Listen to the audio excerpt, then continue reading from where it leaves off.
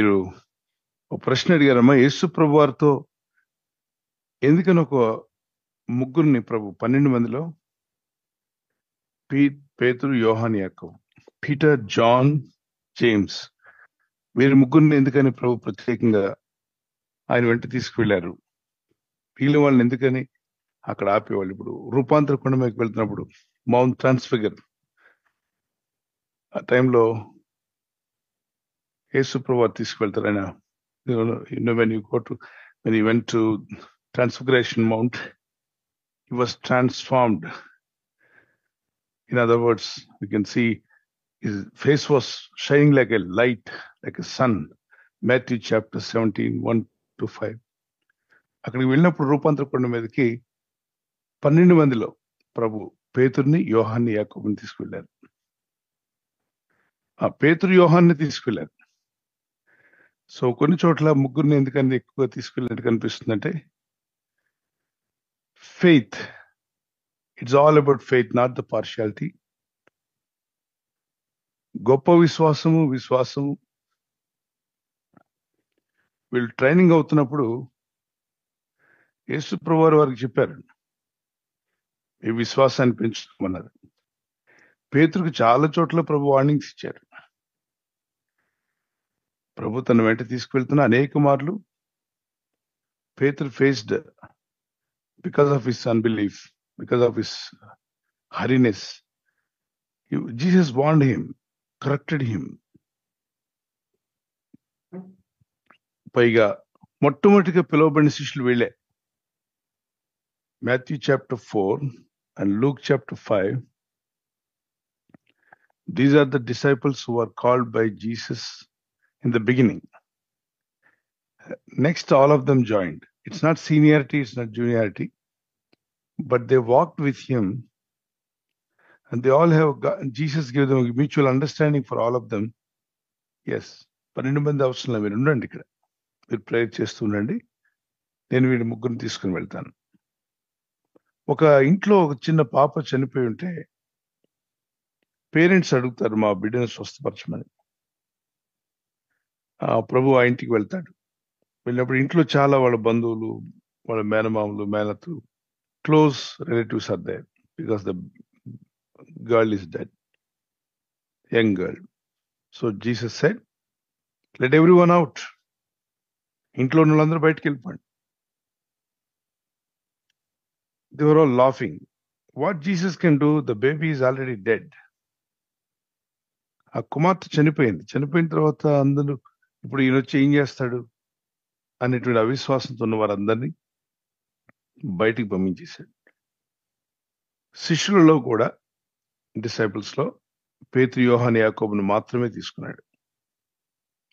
Faith తక్కువ ఉన్న వాళ్ళు, ఇంకా ఫెయిత్ లో బలపడిన వాళ్ళు, ప్రభుతో బాగా క్లోజ్ గా లేని వాళ్ళు, ఆయనతో బాగా నడవని వాళ్ళు కొంచెం బయట నుంచి, ఆయనతో ఎప్పుడు నడుస్తున్న వాళ్ళు, ఆయన గద్దింపులకి లోబడిన వాళ్ళు, ఆయన చేత కరెక్ట్ చేయబడుతున్న వాళ్ళు, ఆ ఫెయిత్ లో ఎదుగుతున్న వాళ్ళు. మరి ఎక్కువ ఫెయిత్ లేదు, కొద్దిగా ఉన్న వాటిలోనే బెటర్. గుడ్డి కన్నా మెల్ అంటారు కదా. So little bit faith then others. So ఈ టుక్ దమ్ ఇన్సైడ్. ఆ కుమార్తెను పేరెంట్స్ మాత్రం ఉన్నారు, తల్లిని తండ్రిని ఉంచాడు, మిగిలిన వాళ్ళందరూ బయటకు పంపించాడు. తల్లి తోకమి అని గట్టిగా ఆజ్ఞాపించగానే బిడ్డకు ప్రాణం తిరిగి వచ్చేసింది. The life came back and she was, Jesus gave that young girl to the parents and told them to give food. And Matthew chapter 17 లో మనకు అదే కనిపిస్తుంది. Why only Jesus took some places, important places? When he went out of 12, he took only 3 of them. That is the reason ఆయనతో ఎక్కువగా నడిచేటువంటి వాళ్ళు, ఆయన వాక్యాలు వినడమే కాకుండా ఆసక్తి చూపించిన వాళ్ళు. If you have more interest in God, if you're showing more interest, you will be coming closer to God. These references you can connect it. Isaiah chapter 40 verse 4 and 3 and 4. If you have thirst, come unto me. John chapter 7 verse 37 and 38. In the festival, he shouted in a loud voice and said, "He who is thirst, come unto me." ఆ దాహం కలిగిన వారు నా ఎద్దుకు రండి అన్నాడు. ఆత్మ కొరకు దాహం, దేవునితో నడవాలని దాహం. The thirst and hunger for the righteousness. You can see these three of them. John always wants to close to the bosom of Jesus. And the Bible says many times in John the Gospel also, John is the one who was so close to God, Jesus. Wherever Jesus is preaching, he used to be very close to him. And Paiga, their mother came and asked, maybe these disciples requested our mother to ask a request to Jesus. Then Jesus says, mother says, Lord, when your kingdom comes, let my elder son be on your right side, my younger son on your left side. Let all other disciples be in front of you. But left and right side of Jesus, my sons must be there. Then Jesus said, this is not the way you have to ask. It is not given to by your will or by my will. It is already decided. The baptism what I'm taking, they don't even know. ఆయన శిలువ మరణం పొందబోతున్నాడు, అవన్నీ ఆయనకి వాళ్ళకి తెలియదు. So అది ఎవరికి నియమించబడిందో వారికి ఇవ్వబడుతుంది అన్నాడు. The mother is asking so interestedly, my son, both the sons, one son should be on left side, another son should be on right hand side. So see the thirst, hunger. Read Matthew chapter 5. When you see the ధన్యతల గురించి ఉంటుంది అక్కడ. నీతి కొరకు ఆకలి దప్పులు గలవారు ధన్యులు. Those who are thirst for the righteousness. So the thirst, when you have, you will be close to Jesus. When you want to know more about God, you will be pulled close to God. For example, those who are good believer, a good spiritual leader in the church, మంచి ఆత్మీయులు, మంచి ఆత్మీయ నాయకులు, sudden గా వాళ్ళకి లోకం మీద ఆశ కలిగింది అనుకోండి. If they love the world, slowly the world will pull them from God's presence. They will be pulled away from the presence of God. Why they are gone into the world? Because they started loving the world in their heart. The world pulled them away from God's presence. And some people from the world, they are coming close to Jesus. For example, a businessman who was in the world, addicted person who was gone into the world. And then you can see some of them movie actors, not all, some of them. And they all gone into the world, they had a fame, name and everything, but they were pulled to Jesus. They came to God and said, yes, I have found peace in Jesus Christ. I want to follow Jesus. I want to be a follower of Jesus. Nothing in the world I can see. I went and saw everything is vain, peaceless. Of course, name, fame, money, everything comes in hand, but there is no peace, inner peace in their hearts. So they have pulled back to God. So what you love, what you think, what you desire, what you thirst, your body, your mind, your total you or a person will be pulled to that. So that's why God said, love God with all your heart, with all your mind, with all your strength, with all your spirit. Then the loving God with all our heart, with all our mind, you will be pulled to God's closeness. So that's what we have to understand. God bless you. Praise the Lord. మీరు comfortable దేవుని వాక్యాలు వినడంలో చాలా ఆసక్తి కలిగి ఉన్నాను, Bible study చేస్తానంటే మీరు ఖచ్చితంగా రిట్రీట్ ఉన్నప్పుడు మీకు మా టీమ్ పాస్టర్స్ మీకు తెలియపరుస్తారు. మీరు ఈ నెంబర్ నోట్ చేసుకోవచ్చండి. Praise the Lord. Thank you pastor గారు. సిస్టర్ మీకు జూమ్ చాట్ బాక్స్ ద్వారా ఒక నెంబర్ పంపించడం జరుగుతుందమ్మా. మీరు ఆ నెంబర్కి సంప్రదించినప్పుడు దైవ సేవకులు మీతో మాట్లాడతారు. గాడ్ బ్లెస్ యూ అమ్మా. ప్రైజ్ ది లార్డ్ పాస్టర్ గారు. ఈ సమయంలో మరొక ప్రశ్న. సహోదరి దెబోరా గారు బళ్ళరి నుండి ఈ విధంగా అడుగుతున్నారు.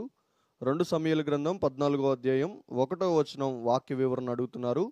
రాజు అబ్షాలోము మీద ప్రాణము పెట్టుకొని ఉన్నాడని ఉంది, కానీ కింద ఫుట్నోట్లో రాజు యొక్క మనసు అబ్షాలోమునకు విరోధమని ఉన్నది. మరి దీని అర్థం ఏమిటి అని ఈ ప్రశ్న అడుగుతున్నారు పాస్టర్ గారు. అదేనమ్మా, మనసు విరోధంగా ఉంది, ప్రాణం అట్టు పెట్టుకుని ఉంది అంటే ఏంటి? ఆయన కన్నా కొడుకు ఎవరు? దావీదు కుమారుడే అబ్షాలోం. కాబట్టి నా మొదటి కుమారుడు, ప్రథమ కుమారుడు, ప్రేమ ఉంటుంది కదా మొదటి కుమారుడు. మరి వాడు చేసే చేష్టలన్నీ కూడా వ్యతిరేకంగా ఉన్నాయి. వాడు చేసే చేష్టలన్నీ నాన్నకు విరోధంగా, అమ్మకు విరోధంగా, కుటుంబానికి విరోధంగా, వారి తోబుట్టువులకు విరోధంగా, రాజ్యానికి విరోధంగా చేస్తున్నాడు. ఇప్పుడు ఎంతమంది తల్లిదండ్రులు పిల్లల్ని ప్రేమించట్లా? కానీ వాడు మాత్రం చాలా భయంకరుడు, వాడిని ఇంటికి రానివద్దు అంటాడు అదే తండ్రి. కానీ మళ్ళీ వాడి గురించి ఆలోచిస్తాడు. సో ఇక్కడ పెద్ద మార్పు ఏం కాదు, మీరు అర్థం చేసుకోండి. He was having a bad character, bad behaviour, and is going against his father, his kingdom, father's kingdom. Like a wicked man is acting. Because of that, father got very much pain in his heart and he said, what kind of nonsense, ఎటువంటి పిల్లవాడు వీడు, ఎందుకు ఇలా పాడైపోయాడు అనే మనస్సు ఆయనకు విరోధంగా ఉంది. తండ్రి మనస్సు విరిగిపోయింది అంటారుగా. కానీ మరి ప్రాణమేమో ఆయన ప్రేమిస్తుంది, ఎందుకంటే ఆయన కుమారుడు కదా. అది విషయం. అక్కడ పెద్ద సబ్జెక్ట్ ఏమి, కొంతమంది దాన్ని చూడండి బైబిల్లో తప్పు దొరికింది అంటాడు ఒకడు. ఏంటంటే ఆయన రాజ్యం పరిపాలన చేసినప్పుడు 12 ఏళ్ళు ఉంది, ఇంకో దగ్గర 22 అని ఉంది. తేడా ఉంది కదా. అంకెలు తేడా పడి ఉండొచ్చు. రిఫరెన్స్ లో ఒక్కోసారి ఇంగ్లీష్ బైబిల్లో, తెలుగు బైబిల్లో ఇంగ్లీష్ లో 15th వర్డ్స్ లో ఉందనుకోండి, తెలుగులో 16th లో ఉంటుంది, 16 వర్డ్స్. అదేంటంటే మరి తేడా ఎందుకు వచ్చింది? ఈ అంకెలు వేసింది బాగా చదువుకోవడం కొరకు వేశారు. When they are writing Bible, దేవుడు రాయించినప్పుడు పరిశుద్ధాత్మతో అధ్యాయాలు లేవు. There is no chapter, there is no chapter which is something called chapter, something called verses. వచనాలు లేవు, చాప్టర్ లేవు, రాసుకుంటూ వెళ్ళిపోయారు తోళ్ల మీద. వాటిని చదవడానికి వీలుపడే విధంగా, గుర్తుపెట్టుకోవడానికి వీలుపడే విధంగా తర్వాత కాలంలో వాటికి చాప్టర్స్ అని చెప్పి ఏర్పాటు చేయడం జరిగింది. చాప్టర్ 1, చాప్టర్ 2, వచనము, అధ్యాయం అనే తర్వాత ఏర్పాటు చేయబడ్డాయి. ఓకే, అది కూడా పరిశుద్ధ భక్తుల ద్వారానే. దానికి మనం ఏదో వింత జరిగిపోయిందేమో అనుకోకూడదు. నిజంగా రాజు ఉన్నాడు, రాజ్యం చేశాడు. కాకపోతే అంకెలు తేడా వచ్చింది. అంకెలు తేడా వస్తే కరెక్ట్గా ఉండాలి కదండి. అవును, కరెక్ట్ గానే ఉండాలి, కరెక్ట్ గానే రాశారు. మీరు ఆ తర్జుమా చేసినప్పుడు ఎక్కడైనా తేడా పడి ఉంటే రిఫరెన్స్లు కానీ, డేట్లు కానీ ఎందుకు? ఇప్పుడు మన పార్లమెంట్ సభ్యులందరూ బర్త్ సర్టిఫికెట్స్ వెతికితే చాలా తప్పులు ఉంటాయి.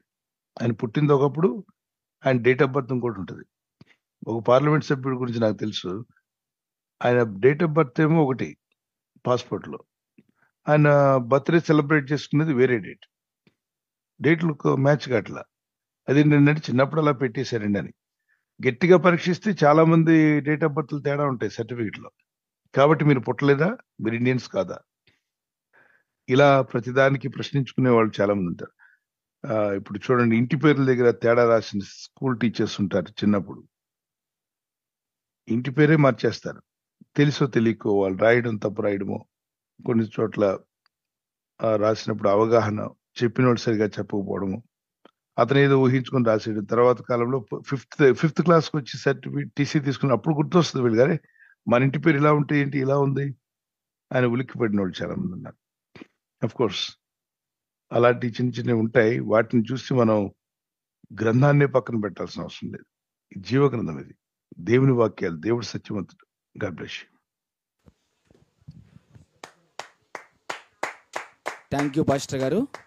తర్వాత ప్రశ్న సిస్టర్ సంతోష్ బాల్ గారి ఫ్యామిలీ ఈ విధంగా ప్రశ్న అడుగుతున్నారు పాస్టర్ గారు. అన్యులు గృహప్రవేశం చేసిన తర్వాత తమ బంధువుల్లో కొన్ని రాత్రులు గృహంలో నిద్ర చేయాలి అని అంటున్నారు పాస్టర్ గారు. ఇది క్రైస్తవులు కూడా ఈ మధ్య గృహం ప్రవేశం చేసిన తర్వాత 3 రాత్రులు లేదా 5 రాత్రులు ఆ గృహంలో నిద్ర చేయాలి అని అంటున్నారు. ఇది ఎంతవరకు వాక్యానుసారము అనేది ఈ విధంగా ప్రశ్న అడుగుతున్నారు పాస్టర్ గారు. ఇది ఏంటంటే పెద్దలు ఒక ఆచారంగా పెట్టుకున్నారు. ఎందుకని కొత్త ఇల్లు ఓపెన్ చేశారు. ఓపెన్ చేసి వచ్చేస్తే వాళ్ళు అక్కడ వాళ్ళు బంధువులు ఉంటారు కదా, కొత్తగా ఇంట్లోకి వెళ్ళి ఉంటారు. భయాలతో ఉండొచ్చేమో, కొన్నిసార్లు భయపడతారేమోనని. ఆ భయం లేకుండా ఉండడానికి వాళ్ళు క్లోజ్ రిలేటివ్స్ ఎవరైతే ఉన్నారో, క్లోజ్ రిలేటివ్స్ అంటే అక్క, చెల్లి, ఆ ఇంటి వాళ్ళు ఉంటారు కదా, అన్నదమ్ములు, వాళ్ళు ఒక కుటుంబంగా పెరిగారు. ఒక తల్లి బిడ్డగా, తండ్రి బిడ్డలుగా పెరిగారు. ఒకే ఇంట్లో పుట్టి పెరిగిన అన్నదమ్ములు, అక్క చెల్లెలు ఉంటారు. వాళ్ళు ఎదిగి వచ్చిన తర్వాత వారు పెద్దవారు అయ్యారు, వివాహాలు అయిపోయాయి. మళ్ళా వాళ్ళని కలపడానికి ఒక దగ్గర, మళ్ళా అదే ఫ్యామిలీ అట్మాస్ఫియర్ లో తీసుకురావడానికి అదే కుటుంబస్తులు కొత్త ఇల్లు కొనుక్కున్నప్పుడు కుటుంబం అంతా కూడా కలిసి ఆ ఇంట్లో ఉండి 1 రోజు 2 రోజులు ఉండి మాట్లాడుకుని పడుకోవడం అంటే వీళ్ళు వెళ్ళిపోకుండా డే టైం అనకూడదు, కానీ 2 రాత్రులు ఉండాలి, 3 రాత్రులు ఉండాలి. అంటే ఏంటి, ఒక రాత్రి ఉంటే పగలు కూడా ఉందిగా, రాత్రి ఉంటే పగలు ఉంటారు. మార్నింగ్ లేసి ఎక్కడికి వెళ్తే బ్రేక్ఫాస్ట్ చేసుకుని తిని మాట్లాడుకుని ఒక కుటుంబంలో ఒక ఫెలోషిప్ ఏర్పడే విధంగా ఏర్పాటు చేశారు. అందులో ఏమి తప్పు పట్టద్దు, పడుకోండి. లేదు 3 రోజులు డే అండ్ నైట్ పడుకోవాలంటే మాత్రం తప్పే. ఆ ఇంట్లోకి వెళ్ళి 3 రాత్రులు పడుకోవాలంటే పగలు కూడా వస్తుంది. 3 రాత్రులు అంటే 72 అవర్స్. 72 అవర్స్ గురకబెట్టి నిద్రపోమంటే ఎవడు పడతాడు? అది కాదు దాని అర్థం. That's not the meaning. ఆ మీనింగ్ ఏంటంటే వీళ్ళంతా ఒకప్పుడు ఒక కుటుంబస్తులే, ఒక తల్లి బిడ్డలు. వాళ్ళు ఎదిగారు, పెద్దోళ్ళు అయ్యారు, పెళ్లిళ్ళు అయిపోయాయి. ఇప్పుడు వాళ్ళు ఒక ఇల్లు కొనుక్కున్నారు, అందరూ కలిసి ఉంటారు. అలాగే అక్క చెల్లెలే స్టవ్ వెలిగించమని చెప్పి అంటారు ఆడపడుచుల్ని. అంటే వాళ్ళకు కూడా ప్రాముఖ్యతని ఇస్తున్నాము. Just it's get together and fellowship, values, ఒకరికొకరు విలువలు ఇచ్చుకోవడం, గుర్తు చేసుకోవడం, అంతవరకు. దీన్ని గొడవలుగా మరొక విధంగా దాన్ని ఎంచుకోవద్దు. అందులో 3 రాత్రులు ఎందుకు ఉండాలి, 2 రాత్రులు ఎందుకు ఉండాలి, అలాంటివి ఏమి లేవు అసలు.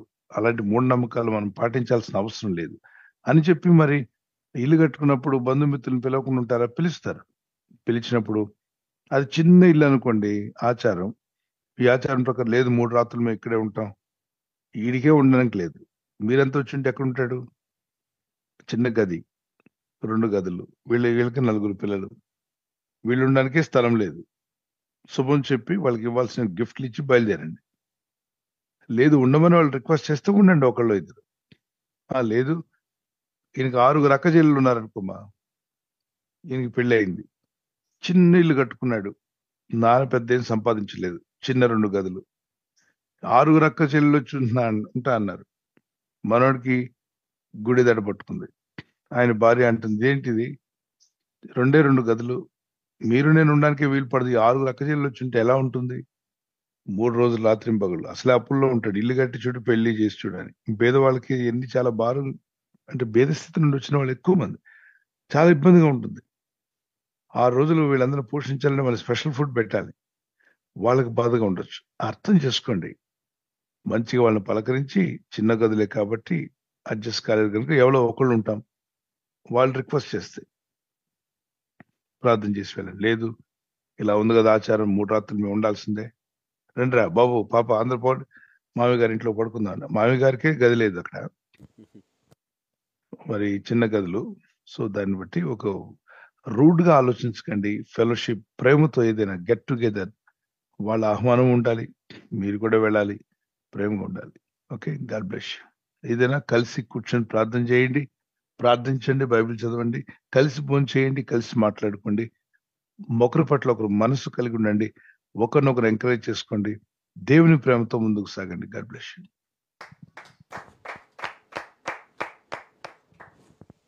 థ్యాంక్ యూ పాస్టర్ గారు. సహోదరుడు జేమ్స్ గారు ఈ విధంగా ప్రశ్న అడుగుతున్నారు. మా ఇంటి దగ్గర ఉన్న సంఘంలో సేవకులు దక్షిణాఫ్రికా నుంచి వచ్చే ప్రేయర్ చూస్తూ ఉంటారు. దక్షిణాఫ్రికా నుంచి మనకి అకౌంట్లో డబ్బులు పడుతున్నాయి, మీకు కూడా డబ్బులు పడతాయి అని సేవకులే చెప్తున్నారు. ఈ విధంగా చెప్పవచ్చా అని ఇది ప్రశ్న అడుగుతున్నారండి. మరొక ప్రశ్న కూడా అడుగుతున్నారు. సేవకులు తల మీద చేయి పెడితే, చెప్పండి. మరొక ప్రశ్న కూడా అడుగుతున్నారు పాస్టర్ గారు. సేవకులు తల మీద చేయి పెడితే విశ్వాసులు గుండ్రంగా తిరిగి పడిపోతున్నారు, ఇది వాక్యానుసారమేనని కూడా ప్రశ్న అడుగుతున్నారండి. ద ఫస్ట్ దక్షిణాఫ్రికా ప్రార్థన వింటుంటే బ్యాంకులో డబ్బులు పడతాయి. అవునండి. అంటే వీడు దేవుని కోసం వాక్యం వింటలా, దేనికోసం వింటున్నాడు? డబ్బుల కోసమా? అది తమ్ముడిని అడగట్లేదు నేను, కానీ అక్కడున్న వాళ్ళు ఎవరైతే ప్రేరేపిస్తున్నారో వాళ్ళతో మాట్లాడుతున్నాను. చెప్పండి, ఏమండి, మన దేవుని వాక్యం వినేది మన ఆత్మను బలపరచుకోవడానికే, డబ్బు కోసమా? బ్యాంకులో డబ్బులు పడ్డానికే మన ఆత్మను బలపరచుకోవటానికి కదా. గనుక ఆలోచించండి, వివేచించండి. అనలైజ్ అన్నప్పుడు ఏంటి, అసలు మనం ఏం చేస్తున్నాం, ఇది కరెక్టా కాదా? దేవుని వాక్యం వినాలి, కానీ దక్షిణాఫ్రికా నుండి వాక్యం వింటే బ్యాంకులో డబ్బులు పడతాయంటే అదొక విధముగా మనిషిని భ్రమపరచడం. పైగా ఆఫ్రికా వాళ్ళ మాటలు విని ఎంతో మంది డబ్బులు పోగొట్టున్నారు. మన వాళ్ళు ఆఫ్రికా వాళ్ళు అందరినీ తప్పట్టద్దు, కానీ కొంతమంది ఆఫ్రికన్స్ మెయిల్స్ పంపిస్తూ ఉంటారు. మెయిల్స్ పంపించి, దేవుడు నాకు చెప్పాడు, మీకే పంపించమని రాత్రి నాకు కల్లో చూపించాడు, లేదా మా నాయనమ్మకు చూపించాడు, మా నాన్నకు చెప్పాడు, మా తాతకు చెప్పాడు, అతనికి ఉన్న ఆస్తి అంతా మీకే ఇస్తా అంటున్నాడు, యూకే నుండి మాట్లాడుతున్నాం, యూకేలో భవనం అంతా అమ్మి మీకు ఇచ్చేయమన్నాడు. వీడు ఉలిక్కి పడతాడు. అంటే ఈ సమాచారం ఎలా తెలిసింది వాళ్ళకి? దేవుడు చూపించాడు అంటాడు. కానీ వెబ్సైట్లో బ్రౌజ్ చేస్తే ఎక్కడో మన పాంప్లెట్లో, పోస్టర్లో, లేదంటే ఎవరో మాట్లాడినట్టు వాళ్ళు గెస్ట్ చేస్తారు. ఫేస్బుక్ ద్వారా, సోషల్ మీడియా ద్వారా క్యాచ్ చేస్తారు కొన్ని పేర్లు. క్రైస్తవుడు అనుకోండి, దానియేలు గ్రంథంలో మాటలు పెడతారు. 12వ అధ్యాయం 1-2 వచనాలు, నువ్వు నీతి మార్గంలో అనేకులను తిప్పుతున్నావు, నువ్వు నా ఆకాశం నక్షత్రం వల్లే ప్రకాశిస్తావు బ్రదర్ అని వెంటనే మనోడు ఫ్లాట్ అయిపోతాడు. అబ్బా, ఇంత దేవుని వాక్యం పెట్టి మరీ రాశాడంటే నిజంగా దేవుడు నీకు చూపించాడు. వాళ్ళ భార్య దగ్గరికి వెళ్ళి, ఎవరికి చెప్పద్దు, మనకు డబ్బులు వస్తున్నాయంట, ఎవరికి చెప్పదు, మనకు డబ్బులు వస్తున్నాయంట అంటాడు. ఇక మెయిల్స్ మీద మెయిల్స్ ఈయన సమాధానం పంపిస్తుంటాడు. అతను అడుగుతాడు, ముందు మీ బ్యాంక్ అకౌంట్ ఎంతో చెప్పండి అంటాడు. బ్యాంక్ అకౌంట్ ఎంతో చెప్పమన్నప్పుడు మరి చెప్పకుండా ఉంటాడా? నా అకౌంట్ నెంబర్ ఎంతండి, మరి మీ డీటెయిల్స్ కూడా ఇమ్మంటాడు. డీటెయిల్స్ ఇస్తే మీకు వెంటనే డబ్బులు అక్కడ నుండి వచ్చేస్తాయి. లండన్ నుండి, ఫ్రాన్స్ నుండి. వాళ్ళు ఉండేదేమో ఆఫ్రికా, పెద్ద పెద్ద కంట్రీ పేర్లు చెప్పేస్తారు. సో లాస్ట్కి మీ పాస్పోర్ట్ కూడా పంపించండి, ఎందుకంటే ఇక్కడ అమౌంట్ ట్రాన్స్ఫర్ చేయాలి కదా. ముందు ఏమడుతుంది, మీ బ్యాంక్ డీటెయిల్స్ అడుగుతాడు, ఎందుకంటే మీ బ్యాంకులో డబ్బులు వేయాలంటాడు. తర్వాత పాస్పోర్ట్ డీటెయిల్స్ అడుగుతాడు, లేదంటే ఆధార్ కార్డు, డ్రైవింగ్ లైసెన్స్ ఇమ్మంటాడు. అప్పుడు మీకు రియల్ అనిపిస్తుంది. వెంటనే సమాజం డబ్బులు ఊరికే వస్తున్నాయి కదా, పంపిస్తారు. పంపించిన తర్వాత అక్కడ నుండి మళ్ళీ ఒక మెయిల్ వస్తుంది వారం రోజుల తర్వాత. మీరు ఈలోగా 4-5 మెయిల్స్ పంపిస్తూనే ఉంటారు. ఇంట్రెస్ట్ ఏంటి కనుక్కుంటాడు. మీ ఇంట్రెస్ట్ ఏంటి? బ్రదర్ ఏమైంది brother, is that everything is okay, God bless you brother అని మీరు పంపిస్తుంటారు మెయిల్స్. వాడు అక్కడ నుండి వారం రోజుల తర్వాత ఒక మెయిల్ పంపిస్తారు, కొంచెం ఆగి, మీ క్యూరియాసిటీ పెంచి, మీకున్న ఆసక్తిని చూస్తాడు. అప్పుడు మెయిల్ వస్తుంది ఏమనంటే, మేము ట్రాన్స్ఫర్ చేయడానికి అంతా రెడీ, కాకపోతే ఇక్కడ ఒక లాయర్ని పెట్టాలి. ఎందుకు? ఈ డబ్బు మీ దగ్గరికి వెళ్తుందంటే మీరు ఎవరు, మీరు కరెక్ట్ అయిన మనిషా కాదా, మీరేమన్నా సంఘ విద్రోహ శక్తులా, ఈ అమౌంట్ కరెక్ట్ ట్రాన్స్ఫర్ అవుతుందా లేదని తెలియడానికి. నాకైతే నమ్మకం ఉంది, దేవుడు నమ్ముతున్నాడు, కానీ లాయర్స్ నమ్మరు కదా. ఆ లాయర్కి చెప్పి మీ డీటెయిల్స్ ఇస్తే మీరు ఇచ్చిన పాస్పోర్ట్ అన్ని తీసుకెళ్ళని ఫైలు. అయితే అమౌంట్ ట్రాన్స్ఫర్ చేయడానికి లాయర్ ఆపాడు. లాయర్కి మన లాయర్ పేమెంట్ చేసేస్తే మీ అకౌంట్లోకి ఈజీగా డబ్బులు వచ్చేస్తాయి. మరి మీరే చెప్పండి అంటాడు. అప్పుడు మీరు రెడీ అయిపోతారు ఆటోమేటిక్గా. ఎందుకంటే అక్కడ నుండి వచ్చేదంతా 100 కోట్లు అని చెప్పాడు, 200 కోట్లు అని చెప్పాడు. పచ్చి అబద్ధం అది. దానికి మీరు బిలీవ్ చేసేసి ఎంత అని అడిగారు అనుకోండి, ఎంతో లేదు, ఇక్కడ అమౌంట్ ప్రకారంగా 10 లక్షలు అని అనుకోండి, మేము అంత ఇవ్వలేమంటే కనీసం నేను బేరవాడతాను, బార్గెన్ చేస్తాను లాయర్తో, మీరు భేదవాళ్ళని చెప్తాను, 5 lakhs ఇవ్వండి, అంతకంటే ఆయన తగ్గించడం చెప్పండి, వెంటనే లాయర్కి ఫోన్ కనెక్ట్ చేస్తానంటాడు. లాయర్ ఏమో ఇంకో స్వరంతో మాట్లాడుతుంటాడు, you have to give it అని. ఇవన్నీ జరిగాయి. చాలా మంది నష్టపోయిన వాళ్ళు చెప్పిన మాటలు ఇవి, వాళ్ళు రియల్ గా చూశారు. ఇలాగ డబ్బు కొరకు పోయిన వాళ్ళందరినీ నిండా ముంచారు. చాలా ఆఫ్రికన్, అందరూ కాకపోతే ఆఫ్రికన్ నుండి వచ్చినటువంటి మెయిల్స్ వల్ల, వాళ్ళు చెప్పిన అబద్ధాల వల్ల. కొంతమంది అదే పని, చాటింగ్ చేయడం, చేపను పట్టడం, చాటింగ్ చేసి చేపను పట్టడం. ఇంతకుముందు మన వాళ్ళు చేపలు పట్టడానికి చెరువుకి వెళ్ళేవాళ్ళు, కాలువకి వెళ్ళి పట్టుకునేవాళ్ళు. వీళ్ళు ఏకంగా ఇంటర్నెట్ కంప్యూటర్లోకి వెళ్ళి చేపలు పట్టేస్తున్నారు. చెరువుకెళ్ళి కాలువ గట్టుకెళ్ళి నది గట్టుని చేపలు పడితే మీకు 10, 20 లేకపోతే 100 రూపాయలు వస్తుంది. కానీ ఇంటర్నెట్ లో చాటింగ్ చేస్తే ఒకేసారి లక్షలు వచ్చి పడిపోతున్నాయి. కాబట్టి వాడు వదులుకుంటాడు, ఈ యొక్క మార్గాన్ని వదులుకోడు. అమాయక పక్షులు లేకపోతారా, ఈ డబ్బాశ గల వారు మా దారిలో రాకపోతారా, వాళ్ళ అకౌంట్లో డబ్బులు పడతాయంటే మా మాట నమ్మకపోతారా అని చెప్పి పట్టేస్తారు. ఇలాగ ఎంత మంది నష్టపోయారు. మోసపోకండి. ఇంతకు ముందు, అంతకంటే ముందు పచ్చనోట్లు ఏదో పేపర్తో నీళ్లతో ఏదో లిక్విడ్ ఉంటుందట, ఒక బస్తా తీసుకొచ్చి ఇస్తాడు. ఆ లిక్విడ్ కడగడానికి ఒక పేపర్ తీసి అతను కడుగుతాడు, ఇతని ముందే కడుగుతాడు. కడిగినట్టు డాలర్ నోట్, పచ్చ నోట్ బయటకు వచ్చేస్తుంది. పౌడర్ అంతా వదిలిపోయి బయటకు వస్తుంది. ఈ నోట్ని అతనే మీకు బస్తాలను తీస్తాడు, మీ ముందే కడుగుతాడు చిన్న లిక్విడ్ డ్రాప్ బాక్స్ తో. ఆ అమౌంట్ తీసుకువెళ్ళి బ్యాంక్ లో వెళ్ళి మీరే మార్చుకున్నామంటే ఎస్బీఐ బ్యాంక్ వెళ్ళి అతను మార్చుకున్నాడు. మార్చినట్టునే ఎస్బీఐ బ్యాంక్ వాళ్ళు చెక్ చేసి ఇది రియల్ నోట్ అని చెప్పి వాళ్ళకి డాలర్కి ఎంత అవుతుందో అంత అమౌంట్ ఇచ్చారు. ఈయనకు ఒక పెట్రోల్ బంక్ ఉంటుంది చెన్నైలో. పెట్రోల్ బంక్ అధినేత, ఆ ప్రొపరేటర్, ఆయన ఈ ఆఫ్రికన్ చెప్పినట్టు 2-3 బస్తాలు వచ్చున్నాయి ఇంట్లో. బ్రదర్, అద్భుతం బ్రదర్, దేవుడు నాకేమని ఎందుకు చెప్పాడు బ్రదర్? అవును, మీ సేవకుడికి ఇవ్వద్దన్నాడు, మీరే యథార్థవంతులు, మీకే ఇమ్మన్నాడు. అర్థమైందా? సేవకుడి దగ్గర పెట్రోల్ బంక్ లేదు కదా, డబ్బులు ఇవ్వలేడు. పెట్రోల్ బంక్ ఉన్నాడైతే అడ్డంగా ఫ్లాట్ అయిపోతాడు, మోసం చేయడానికి వీలు అవుతుంది. వీడు నమ్మించాడు. అతనేమో పెద్ద ఒక రూమ్ ఒకటి ఏర్పాటు చేసి రూమ్ లో వాటన్నిటిని పెట్టి దానికి జాగ్రత్త తాళాలు వేసి మరి ఇంకా మిగిలిన నోట్లన్నీ మార్చుకుంటే బోల్డ్ డబ్బు కదా. అప్పుడు 45 రూపీస్ వచ్చిందట ఒక్క డాలర్కి. అలాంటిది $100 ఎంత వచ్చి ఉంటుంది? 45 రూపీస్. సో మీరు లెక్కలు వేసుకోండి. ఇలా చెప్పుకుంటూ వెళ్తే చాలా డబ్బు వచ్చేస్తుందనే ఉద్దేశంతో అతను అడిగాడు, లిక్విడ్ బ్రదర్ అంటే. లిక్విడ్ ఎయిర్పోర్ట్ లో పగిలిపోయిందంట వచ్చేటప్పుడు. అరే రే అట్ట బ్రదర్ అండి, మరి ఇది బాటిల్లో వచ్చింది, పగిలిపోయింది, మరి లిక్విడ్ తెప్పిస్తాను, మీరు ఈ అకౌంట్ లోకి అమౌంట్ వేస్తేనే వాడికి లిక్విడ్ ఇస్తాడు, మీకు ఆల్రెడీ అమౌంట్ రీచ్ అయిపోయింది కదా అంటే ఎంత ఇవ్వాలి? లిక్విడ్ మామూలు కాస్ట్ కాదు, చాలా ఖర్చు. ఆ పౌడర్ అంతా వదిలిపోయి మీకు నోట్లు బయటకు రావాలంటే కాస్ట్లీ లిక్విడ్ ఇండియాలో ఎక్కడ దొరకదని చెప్తే ఆ 5 lakhs ఇచ్చాడు. తర్వాత అది కస్టమ్స్ ఛార్జెస్ కట్టమంటే దానికో 5 lakhs కట్టాడు. అది వచ్చేస్తుందని చెప్పి అంటాడు. ఇంకా రాలేదంటే ఈయనకేమో క్యూరియాసిటీ పెరిగిపోయింది. ఇంట్లో గదుల్లో బోల్డ్ కట్టలు ఉన్నాయి, ఇవన్నీ మార్చుకోవాలనుకున్నాడు. లాస్ట్కి 20 లక్షలు అయింది. ఇలా మాటల్లో ఇతనికి ఏంటంటే కోట్లు వస్తాయి కదా అని చెప్పి 20 లక్షలు ఇచ్చాడు. ఆ తర్వాత ఫోన్ కట్ అయింది. ఫోన్ ఎన్నిసార్లు ల్యాండ్ లైన్ చేసినా అతను ఎత్తట్లా, ల్యాండ్ లైన్ ఫోన్ లైన్లోకి రావట్లా. అప్పుడు ఇవి తీసుకెళ్లి చెక్ చేస్తే మొత్తం మైదా ముద్ద, పౌడర్ తో తయారు చేసిన పేపర్లు అన్ని కొట్టి, పిచ్చి పేపర్లు. మరి అతను అప్పుడు తీసినప్పుడు అతనికి తెలిసి ఎక్కడ నోట్ ఉందో. $1 నోట్లు 4-5 చోట్ల పెట్టేశాడు.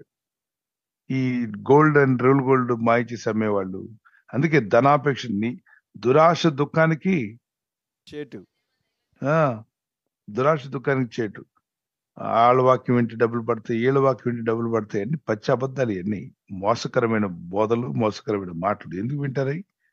ఎక్కడ ఉందా బైబిల్లో? దేవుని వాక్యాన్ని ఇప్పుడు పేతురు గారి వాక్యం వింటే డబ్బులు పడ్డాయి ఎవరికైనా అకౌంట్ లో? పడలేదు పాస్టర్. లేదండి. పౌలు గారి వాక్యం వింటే డబ్బులు పడ్డాయి? పడలేదండి. దేవుని వాక్యం వింటే బతుకు మారుతుంది, జీవితం మారుతుంది. మనసు మారడానికి, వాక్యంలో దేవునితో నడవడానికి, మన జీవితాలు మార్చుకొని పరిశుద్ధాత్మతో నింపబడి ప్రభురాకుడు ఎత్తబడ్డకు ఆయన వెలుగులో జీవించడానికి. కానీ డబ్బులు రావాలంటే కష్టపడండి. ఏ కష్టం చేసినా లాభం ఉంటుందట. 6 రోజుల్లో కష్టపడండి, ఏదో ఒక మంచి పని ఎంచుకొని. ఈ రోజు కాదు రేపు పని చేయండి, ఇంట్రెస్ట్ గా, స్మార్ట్ గా చేయండి, పని తెలివిగా చేయండి, దేవుడిచ్చిన జ్ఞానంతో చేయండి. ఏ పని చేసినా లాభం కలదన్నాడు. దేవుడు మిమ్మల్ని వదిలి చేయను కాక. డబ్బు కొరకు వాక్యం విందాం, డబ్బు కొరకు చర్చికి వెళ్దాం, డబ్బులు వచ్చే చర్చికి వెళ్దాం, డబ్బులు వచ్చే ప్రవచనాలు ఇవి నమ్మకూడదు. మరొక ప్రశ్న కూడా అడిగారు ఏంటన్నా, చేయబెట్టినండి గిరగరాత్రి కింద పడుతున్నారు, అదేనా? అవును పాస్టర్. ఇది ముందుగానే చెప్తారు స్టేజ్ మీద. ఈ సేవకుడు ఆయన గురించి ఒక ఆయన ఇంట్రొడక్షన్ ఇస్తాడు. ఏమని, పలానా దైవజనుడు పలానా దగ్గర నుండి వస్తున్నారు, అసలు అది ఎంత గొప్ప ఆత్మీయుడు అంటే, ఎంత గొప్ప పవర్ఫుల్ అనాయింటింగ్ ఉందంటే, ఆయన చెయ్యి ఇలా పెడుతుంటే అందరు కింద పడిపోతారు. అసలు కార్ డోర్ ఇలా తీస్తే ఆ డోర్ గాలి తగిలే ఆ అభిషేకం అందరిని తోసేసింది. కార్ దగ్గరికి నేను కూడా వెళ్ళాను. ఆ రోజు ఆయన కార్ డోర్ తీస్తుంటే ఆయనతో ప్రేర్ చేయించుకున్నాను. డోర్ తీయగానే అభిషేకం నన్ను తోసేసింది. నేను కింద పడి గిలగలా కొట్టుకున్నాను అని చెప్పి ముందే ప్రజల్లోకి ఫీడ్ చేస్తా. ఫీడింగ్ అయిపోయిన తర్వాత వీళ్ళంతా వినుంటారు కదా, ఇప్పుడు ఆయన రాబోతున్నాడు, లాస్ట్ లో ఆయన ప్రే చేస్తాడు. వాక్యం అయిన తర్వాత అసలు టచ్ చేస్తే చాలా గిరగరా తిరిగిపోయి పడిపోతాను. నేను పడిపోయాను అంటాడు. ఇద్దరు సాక్ష్యం ఇచ్చేసరికి మీ మైండ్లు ఏమవుతాయి? ట్యూన్ అయిపోతుంది. ఏమో అంత అభిషేకం ఆయన మీద ఉంది, అంత బలమైన అభిషేకం ఉంది, నేను పడకపోతే నా మీదకి అభిషేకం రాలేదనుకుంటారు. మీ వెనక ఫ్రెండ్స్ ఉంటారు కదా, ఏంట్రా నీకు అభిషేకం, నీలో పాపం ఉన్నట్టుంది అంటారు. కాబట్టి అతను పిలుస్తాడు, ఒకళ్ళు ఇద్దరు పిలుస్తాడు. అతను పిలిచి దేవుడు నీకు ఇలా చేయబోతున్నాడు, ఇలా ఆశీర్వాదం రాబోతుంది, అలా ఆశీర్వాదం రాబోతుందని కొన్ని కట్టుకథలు చెప్తాడు. వీళ్ళు మేలు కలగబోతుంది, అంతమందిలో నన్నే పిలిచినప్పుడు ఉద్రేకానికి గురవుతారు. ఉద్రేకానికి గురైనప్పుడు, ఇమోషనల్ బీయింగ్స్ కదా మనుషులు, ఉద్రేకానికి గురైనప్పుడు thank you, come closer, I want release that anointing అంటాడు. రిలీజింగ్ అనౌన్స్ చేస్తారండి. టక్ మనం పెట్టినట్టే మరి ముందే విన్నారు కదా, గిరగరా తిరిగి పడిపోయినట్టు. ఇప్పుడు పడకపోతే ఆ ప్రవచనాలు నెరవేరు. దబ్బమని గిరగరా తిరిగి పడతారు, ఎగిరి అంతేసి పడతారు, ఇరుచుకొని పడిపోతారు. దాన్ని చూసిన ఈ ఇద్దరికి అలా జరిగితే, నాలుగో వాడిని పిలిస్తే ఏం చేస్తాడు చెప్పండి? దగ్గర రాకముందే కింద పడతాడు. ఐదో వాడు ఎగిరెగిరి గంతలేస్తాడు. ఇలాగా భ్రమపరచు ఆత్మ ప్రవేశిస్తుంది. భ్రమపరిచే ఆత్మ. విశ్వాసి మంచోడే, భక్తుడే, కానీ భ్రమపరచబడ్డాడు, మిస్పరైజ్ చేయబడ్డాడు తప్పుడు బోధకుల వల్ల. వాళ్ళు రకరకాల ప్రవచనాలు చెప్పి మంచి ఆఫరింగ్ ఇమ్మని లాస్ట్ లో ఆఫరింగ్స్ గురించి మాట్లాడతారు. ఆఫరింగ్స్ ఏంటి, ఎలాంటి ఆఫరింగ్స్ ఇవ్వాలి? మామూలు కాదు, గోల్డ్ వస్తువులు ఇచ్చేవాళ్ళు ముందు రమ్మంటారు. గోల్డ్ అంతా ఏమంటారు అక్కడ ముందు ఇద్దరు ముగ్గురు స్టేజ్ మీద ఉన్న వాళ్ళు ఉంగరాలు తీసేసేస్తారు, మళ్ళీ తర్వాత తీసేసుకుంటారు వాళ్ళు ఉంగరాలు. కానీ ఉంగరాలు మాత్రం వీళ్ళు ఉంగరాలు తీసేసినప్పుడు, వాళ్ళ గొలుసులు మెడలో తీసేసినప్పుడు ఇంకా చూసిన వాళ్ళు ఊరుకుంటారా? వాళ్ళు కూడా తీసుకెళ్ళి పడేస్తారు. ఇన్స్పిరేషన్ అన్నమాట, ఉద్రేకం.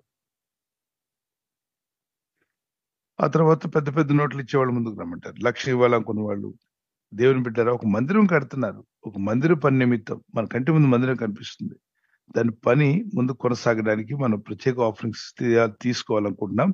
మరి ప్రత్యేక ఆఫరింగ్స్ ఇవ్వాలనుకున్న వాళ్ళు ముందుకు రమ్మంటే తప్పులేదు. మనకు కనిపిస్తుంది మందిరం, దేవుని ఇల్లు, అనేకులు ప్రార్థన చేస్తారు. దాని నిమిత్తం నా హృదయంలో ఉన్నది నేనే ఇవ్వచ్చు, నా హృదయం ప్రేరేపించినట్టుగా ఇతరుల హృదయాలు ప్రేరేపి వాళ్ళు ఇవ్వచ్చు.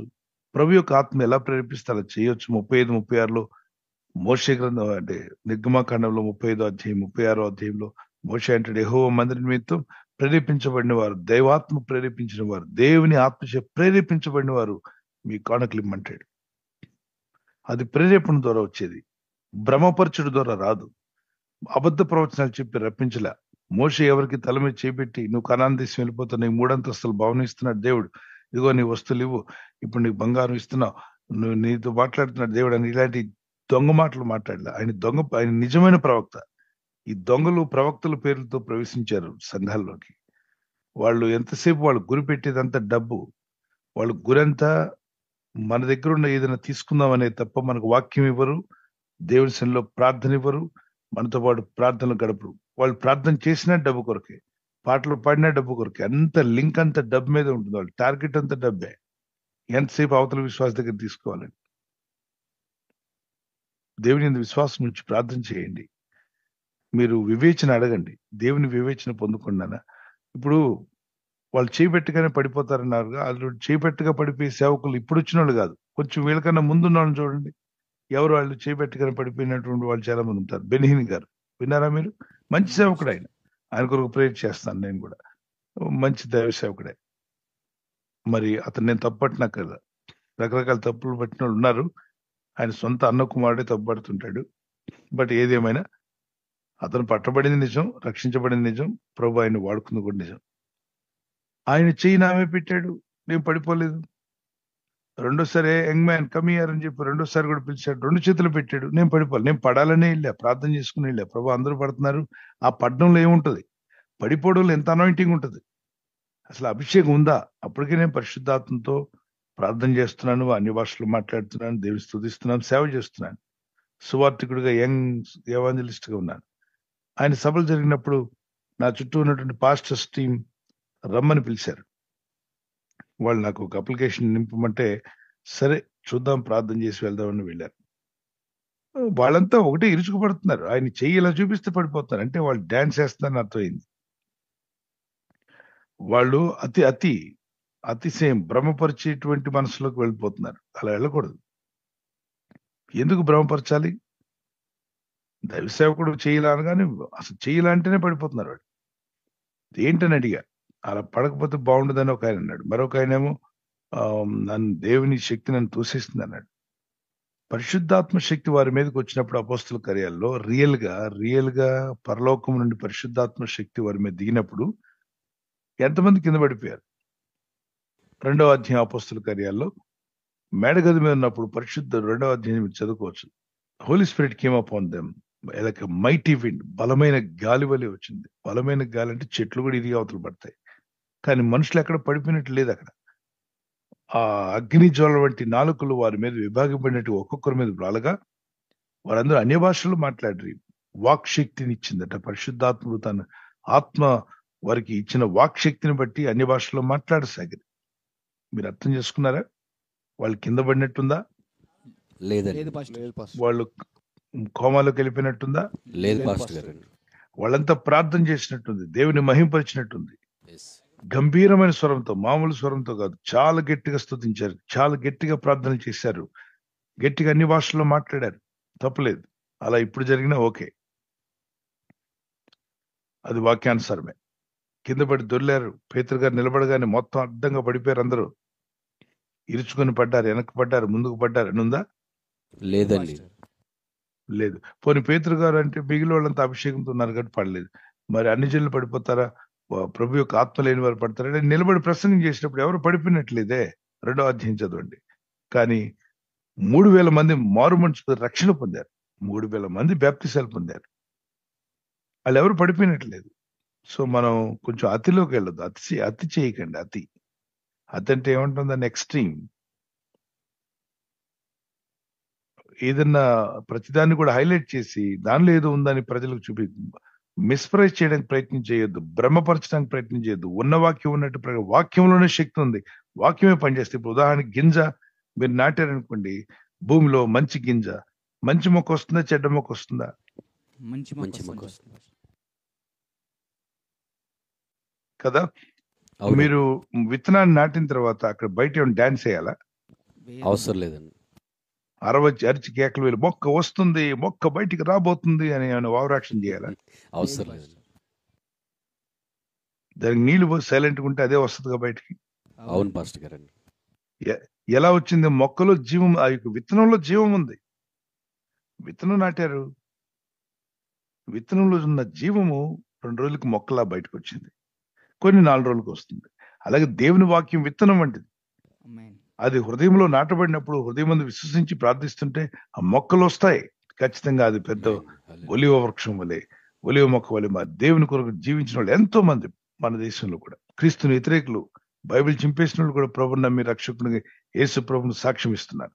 యేసే ప్రభు అని. గాడ్ సత్యంలో ఉండండి, భ్రమపరిచే వాటిలోకి వెళ్ళకండి. థ్యాంక్ యూ పాస్టర్ గారు. తర్వాత ప్రశ్న సిస్టర్ రాణి గారు హైదరాబాద్ నుంచి ఈ విధంగా ప్రశ్న అడుగుతున్నారు. ఒక బాబు బాప్తిసం తీసుకున్నాడు, కానీ ఇప్పటి వరకు ప్రభు వల్ల తీసుకోలేదు. అనేక మార్లు ఆ బాబుకి చెప్పు చూసాం, కానీ నా మాట వినలేదు. అతనికి ఏమైనా శాపం వస్తుందా అని ఈ విధంగా ప్రశ్న అడుగుతున్నారు పాస్టర్ గారు. శాపాలని అనొద్దమ్మా. మాట్లాడితే శాపం అంటారండి అందరూ. ఎవరు నేర్పిస్తున్నారు ఇవన్నీ? క్రీస్తు యేసునందున్న వారికి ఏ శాపం లేదు. అయితే నమ్మి బాప్తిసం పొంది రక్షణ పొందిన వాళ్ళు బలలో పాల్గొనాలి. అది క్రీస్తుని వెంబడించే వాళ్ళ యొక్క బాధ్యత. అలా చేయకుండా తిరుగుతున్నాడు, వాడికి శాపం వస్తుంది అంటే, తిరుగుతుంటే మరి వాడు లోకంలో పోతున్నాడు, వాడికి ఇంట్రెస్ట్ లేదు దేవుని వాక్యం పట్ల. అంటే నిజమైన రక్షణ అనుభవం లేకుండా తీసుకున్నాడేమో, పూర్తిగా మారుమనసు అనుభవం లేదు, ఏదో చెప్పారని తీసేసుకున్నాడు, శాపం వచ్చేస్తుంది, అది అయిపోతుంది. ఏముండదు. అంత ప్రభు అంత కక్ష కట్టి ఆడిని చంపేసి ఏది పాము పగబట్టిందంటారే, ఏసయ్య అలాంటి వాడు కాదమ్మా. ఆయన మెడలో ఎప్పుడైనా పాముని చూశారు? ఏసయ్య మెడలో చెప్పండి. పాము పగబట్టిందంటారు, ఎప్పుడైనా యేసుప్రభు వారి మెడలో పాముని చూసారా? లేదు పాస్టర్ గారండి. చేతిలో చూసారా పోనీ? లేదు సార్. ఆయన ప్రేమ, కనికరము, దయ కలిగిన దేవుడు. ఆమేన్. ఆమేన్. అవకాశం ఇచ్చాడు, వాడుకుంటే మేలు పొందుకుంటావు. నాకు లోకమే కావాలి, లోకాన్నే కోరుకుంటానంటే పో, రక్షణలోకి రా అని ప్రభు కోరుతున్నాడు. ఆ బిడ్డ కొరకు ప్రేయర్ చేయండి, వాడు మారు మనసు పొంది రక్షణలోకి రావాలని. శాపం వచ్చేస్తమ్మా అనేవాళ్ళు చాలా మంది బయటికి వెళ్ళి నమ్మి బాప్తిజం పొంది రక్షింపబడి తర్వాత లోకాశలు, తప్పుడు మాటలు, తప్పుడు బోధలు విని లోకంలో పోయిన వాళ్ళు ఎంతో మంది ఉన్నారు. ఆడికి ఏ శాపం వచ్చింది? ఎవరు చావట్లేదే, ఆడు పని చేసుకుంటూనే ఉన్నారుగా. అయితే శాపం రాదా? 2 విషయాలు గుర్తుపెట్టుకోండి. పరలోకం చేరడు, అదే పెద్ద శాపం. నిత్య జీవంలో ఉండడు, అదే పెద్ద శాపం. లోకంలో పాపంలో పడి తిరుగుతూ ఉంటారు మనశ్శాంతి లేకుండా. హృదయంలో ఆత్మీయ శాంతి కోల్పోతారు. దేవునితో ఉన్న కనెక్షన్ కోల్పోయినప్పుడు నెమ్మది ఉండదు. ఇక ఎంతసేపు పాపం కొరకు దాహం పెరిగిపోతుంటుంది. ఏదో పాపం చేయాలి, ఎవరినో తిట్టాలి, ఎవరినో దూషించాలి, ఏదో తినాలి, ఏదో తాగాలి, ఎక్కడికో వెళ్ళి తిరగాలి. వాడిని కుదురుగా కూర్చోబెట్టలేం. ఆ హృదయంలో ఉన్నటువంటి ఆ తపన అలా అయిపోతుంది. యేసయ్యను కలిగి ఉన్నప్పుడు తృప్తి ఉంటుంది, తృప్తి కలిగి ఉంటాం. వాడు పాపం కొరకు పాపాలు చేసేవాడే పాపాలు మానేస్తున్నాడు. తిరుగుబోతులు మానేస్తున్నారు, భక్తులుగా మారుతున్నారు. ఇది దేవుని కొరకున్న దాహం ఆ వ్యక్తిని మారుస్తుంది. అయితే అంతంలో వాడి ఆత్మను పరలోకం చేరుకోకుండా చేసుకుంటాడు. వాడు మారు మనసు పొంది దేవుని మార్గంలోకి వస్తే మంచిదే, రావాలని ప్రే చేద్దాం. కానీ అలాగే తిరిగిన వాళ్ళు ఎంతో మంది ఉన్నారు. ప్రభుని వదిలేశారు, చర్చికి వెళ్ళడం మానివేశారు, ప్రభుకు విరోధంగా సాక్ష్యం ఇస్తున్నారు, ప్రభుని దూషిస్తున్నారు. వాళ్ళందరూ ఈ అధ్యాయం చదువుకోండి. సామెత 8:36 నన్ను కనుగొనని వాడు జీవమును కనుగొనడు. నన్ను కనుగొనని వాడు వానికే హాని చేసుకుంటున్నాడు. ఆ నన్ను ద్వేషించేవాడు మరణమును స్నేహించుదురు. దేవుడిని వద్దనుకుంటే దెయ్యమే పట్టుకుంటుంది. దేవుడు నాకు వద్దనుకున్నాడు అనుకోండి, ఇంకా నెక్స్ట్ ఎవరున్నారు? దేవుడికి ఆపోజిట్ ఎవరు? దెయ్యమే. దయ్యం. ఇంకంతే, అది కౌగులించుకుంటుంది. నా బుజ్జి కొండ, నా బంగారు కొండ రారా అని చెప్పి బాగా ముద్దు పెట్టి మరి తీసుకుపోతాడు లోకంలో. దేవుడు నాకు వద్దు, నేను చర్చికి వెళ్ళిన, మరి ఎక్కడికి వెళ్తావు? దేవుడు వద్దంటే నెక్స్ట్ ఎవరున్నారు నీ దేవుని ఆపోజిట్ లో? దెయ్యమేముందండి. వాడి కౌగిట్లోకి వెళ్ళిపోండి, రకరకాల రంగులు పూసి తీసుకుపోతాడు మోసాలు చేసి. ఎలాగో చనిపోక తప్పదు, ఈ లోకాన్ని విడవక తప్పదు. దేవుడు లేకుండా దేవుడిని విసర్జించిన వ్యక్తిగా సస్తావు. ఇంకా అవతల ఉన్న సాతాను ఎక్కడికి వెళ్తాడో అక్కడికి వెళ్తాడు. సాతానుడి యొక్క స్థలం నరకమే. బైబిల్లో రాసింది మత్తయి సువార్త 25:41 అపవాదికి వాని దూతలకడు కలుగు చేయబడింది నరకం. వాడిని ప్రేమించుకుని వెళ్తే వాడున్న ప్లేస్ లో వెళ్తారు. చిరకాల కాపురం ఎక్కడ? నరకంలో. నరకాగ్నిగుండంలో. వెళ్తానంటే వెళ్ళండి. అయితే అందరూ మారాలని, రక్షణలోకి రావాలని మన బాధ. అది దేవుడు మన హృదయాల్లో భారం పెట్టాడు. అందుకే ప్రార్థిస్తున్నాం, అందుకే వాక్యం ప్రకటిస్తున్నాం. అందరూ ఎవరు నశించిపోవడం దేవుని చిత్తం కాదు. ఆ వ్యక్తులు కూడా గుర్తించి రావాలని ప్రార్థన చేద్దాం. ఈ మధ్య చాలా మంది ఏదో దేవుడి మీద పగబట్టినట్టు, దండయాత్ర చేసినట్టు, దేవుడు నాకు అక్కర్లేదు, యేసుప్రభు నాకు అక్కర్లేదు. ఓకే పో, నేనెవరు బతిమలాడారు? నీకు రక్షణ కావాలంటే రా, ప్రయాసపడి భారం వస్తున్నారా, భారం వస్తున్న సమస్త జనులారా నా ఎదుకు రెండు విశ్రాంతిని ఇస్తాడు. ఆ నిత్య విశ్రాంతి వద్దనుకుంటే, రక్షణ వద్దనుకుంటే, నిత్య జీవం వద్దనుకుంటే, పరలోకం వద్దనుకుంటే పో. వెలుగుకు ఆపోజిట్ ఎవరు? చీకటి. సత్యానికి వ్యతిరేకత ఏంటి? అసత్యం. వెలుగునకు చీకటి వ్యతిరేకంగా ఉన్నట్టు, సత్యమునకు అసత్యం వ్యతిరేకంగా ఉన్నట్టు, దేవునికి వ్యతిరేకంగా సాతానుడు ఉన్నాడు. పరలోకానికి వ్యతిరేకంగా నరకం ఉంది. నాకు దేవుడు వద్దంటే దెయ్యాన్ని కోరుకుంటున్నాం, పరలోకం వద్దనుకుంటే నరకాన్ని కోరుకుంటున్నాం. వాళ్ళ ఇష్టం. దేవుని కోరిక అంటే విల్ పవర్ అనేది అందరికి ఇచ్చాడమ్మా.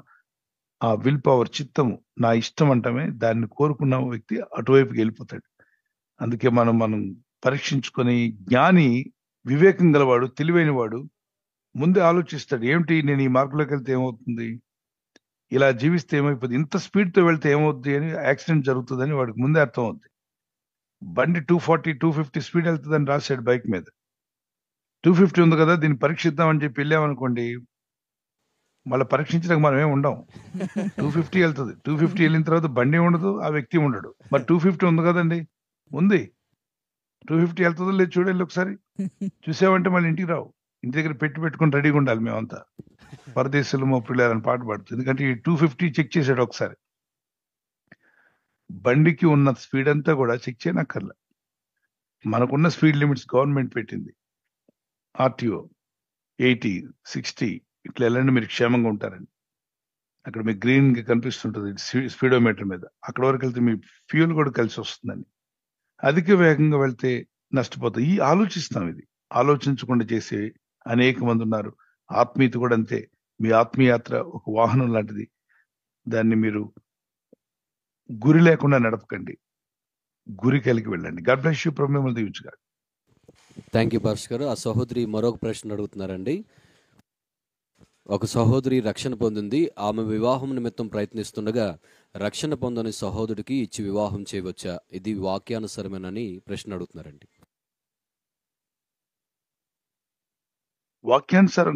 వాక్యానుసారం అన్నట్లయితే దేవుని క్రీస్తునందు ఉన్నవారిని చేసుకోవడమే వాక్యానుసారం. అయితే కొంతమంది వాళ్ళ బ్యాక్గ్రౌండ్ నుండి ప్రభు యొక్క రక్షణలోకి వచ్చిన తర్వాత వాళ్ళ బంధుమిత్రులు ఏమంటారంటే, చేసుకుంటే చేసుకోగాని మన కులస్తుల్ని చేసుకోమంటారు. ఎందుకంటే చింత చచ్చినా పులుపు సావలేదని ఇంత నమ్ముకున్నా కులం పిచ్చి పోలా మన సమాజంలో ఇంకా ఏడుస్తుంది. దాని గురించి ఆ బ్యాక్గ్రౌండ్ వాళ్ళ ఎఫెక్ట్స్ ఉండొచ్చు. వాళ్ళకి ఏంటంటే వీళ్ళు నమ్మారు, కానీ వాళ్ళ బంధువులు, మిత్రులు, స్నేహితులు, అత్తలు, మరి వీళ్ళంతా ఉంటారు కదా, అన్నదమ్ములు, వీళ్ళెవరు నమ్మల. వాళ్ళు ఏమంటారంటే చేసుకుంటే చేసుకో, కానీ మన కులస్తులనే ప్రభుని నమ్మిన వాళ్ళు చేసుకోమన్నారు అనుకోండి. ఎన్ని కులాల్లో ప్రభుని నమ్మలేదు చెప్పండి? అన్ని కులాల వాళ్ళు ప్రభుని నమ్ముతున్నారు. అడగండి, ప్రార్థన చేయండి, ప్రయత్నం చేయండి. ప్రభు చూపిస్తాడు. ప్రార్థించి ప్రయత్నం చేస్తే ఖచ్చితంగా మీకు ఎక్కువ సంబంధం వస్తుంది. యేసు నమ్మిన వాళ్ళే ఉన్నారు. మీరు ఏ కులం పేరెత్తినా అందులో యేసు ప్రభు నమ్మిన వాళ్ళు మనకు కనిపిస్తారు. ఎక్కడికైనా లేదని మా కులాలు ఎవరు నమ్మలేదు, అది నీ భ్రమ, నీకు తెలియదు. బావిలో పడిన కప్పలా ఉన్నావు. ఒకసారి కళ్ళు తెరిచి చూడు, బయటకు వచ్చి చూడు. ఎంతో మంది ప్రభుని నమ్మారు. వాళ్ళ ఇళ్ళలో బైబిల్ ఉన్నాయి. ప్రభుని స్తుతిస్తున్నారు, ఆరాధిస్తున్నారు, దేవుని కనపరుస్తున్నారు. పేర్లు మారిపోవచ్చు, కానీ ప్రభుని నమ్మిన బిడ్డలు ఉన్నారు. ప్రపంచవ్యాప్తంగా ఉన్నారు. మన దేశంలోనే ఈ కులగజ్జ ఎక్కువ ఉంది. అయితే ఏ కులం పేరు చెప్పినా అందులో ప్రభుని నమ్మిన వాళ్ళు నేను చూపిస్తా. సో లేదండి, ఏ కులం అని చేసుకోవచ్చు కదా. వాళ్ళు ప్రభునందున్న వారిని చేసుకోవాలనుకుంటున్నారు. కులాన్ని తేకూడదు. కానీ వాళ్ళ బంధువులు, మిత్రులు ఎవరు మారనందున కుటుంబస్తుల యొక్క ఒత్తిడి కూడా ఉండొచ్చు. నాయనమ్మ ఉంటుంది ఇంట్లో, ఆమె కట్టినింట్లోనే ఈడు ఉంటున్నాడు అనుకున్నాం, ఆమె గొడవ పడవచ్చు. ఇంట్లో ఒక రణగణ ధ్వని, యుద్ధాన్ని ఎందుకు ఇవ్వాలి? ప్రభు నమ్మిన వారిలో ఇదిగోండి మేము ఈ బ్యాక్గ్రౌండ్ వచ్చాము, ఆ బ్యాక్గ్రౌండ్ ఉన్నవారు ఉంటే చూపిస్తే చేసుకుంటారు, మీకు గొడవలు ఉండవు. ఇప్పుడు చూడండి, వివాహం అయ్యేంత వరకు ఒకలాగా ఉంటుంది, వివాహం అయిన తర్వాత ఇంకోలా ఉంటుంది. ఒకే కులస్తులు చేసినా వాళ్ళిద్దరికి పడలేదు అనుకోండి, అసలు ఆ పాస్ట్ గా జబ్బట్టి చేసుకున్నా, లేకపోతే నేను చేసుకునేవాడిని కాదంటాడు.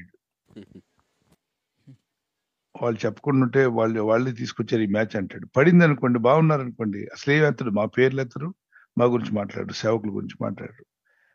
ఒకవేళ వాళ్ళిద్దరికి ఏదైనా గొడవ వచ్చిందంటే, ఇద్దరు ఒకే కులం అనుకోండి, మీ ఇంటి పేరు మంచివాళ్ళు కాదు, మా ఇంటి పేరు మంచివాళ్ళు కాదు, ఇక ఇంటి పేర్లతో కొట్టుకుంటారు. ఒకళ్ళు ఒకే కులము, ప్రార్థన వివాహం అయింది అనుకోండి, వాళ్ళిద్దరు గొడవ పడితే రాజోల తాలూకా, మీరు ఆ తాలూకా, ఈ తాలూకా అని చెప్పి ఈ తాలూకులు గొడవలు ఎక్కువైపోతాయి. మరి కులం కాని కులం అని చెప్పి, వేరే కులం అని చెప్పి వివాహం చేసుకున్నారు అనుకోండి, క్రీస్తునందున్న వారికి కులం లేదు. చేసుకున్న తర్వాత ఊరుకుంటారు. గొడవ వచ్చినప్పుడు మీ కులపోలు ఇలాంటి వాళ్ళు మీ కులం పేరెత్తుకుంటూ అనుకుంటారు. ఇలాగ మనుషులు దేవునితో సరిగ్గా నడవని వాళ్ళకి కులం పిచ్చి ఉంటుంది. లోకంలో వాళ్ళు ఏమనుకుంటారు, వీటి అన్నీ ఉన్నాయి, ఇవన్నీ మనసులో పెట్టుకుంటారు. అందువలన ఈ గొడవలేమి లేకుండా క్రీస్తునందున్న వారిని చేసుకోవడం మంచిదని రాయబడింది బైబిల్లో. ఇక్కడ ఇద్దరు 2 పడవల మీద కాలేస్తే ఏమవుతుంది చెప్పండి? పడిపోతాం. ఏ పడవకి చంద, అటు చంద ఇటు చంద నెట్టేయటం అనుకుంటాం. అందుకే ప్రార్థించి క్రీస్తునందున్న వారిని కొరకు చూడండి. ఒకవేళ మీకు అట్లా ఇంట్లో గొడవలు అవుతున్నాయి, ఒప్పుకోవట్లేదు అంటే ప్రార్థన చేసి సమాధానంగా జరిగించమని దేవుని దగ్గర మొరపెట్టండి. అవతల వ్యక్తికి కూడా కమ్యూనికేట్ చేయండి. దేవుని మార్గంలో జీవించడం మంచిది. క్రీస్తునందున్న వారిని వివాహం చేసుకోవడం మంచిదని చెప్పింది అది. దాని కొరకు చెప్పబడింది కనుక దేవుని యందు విశ్వాసం ఉంచేవారు ప్రార్థన చేయండి, సమస్తము దేవునికి సాధ్యమే. ప్రభు ఆ వివాహాలు ఘనంగా జరిగించును గాక. ఆమేన్.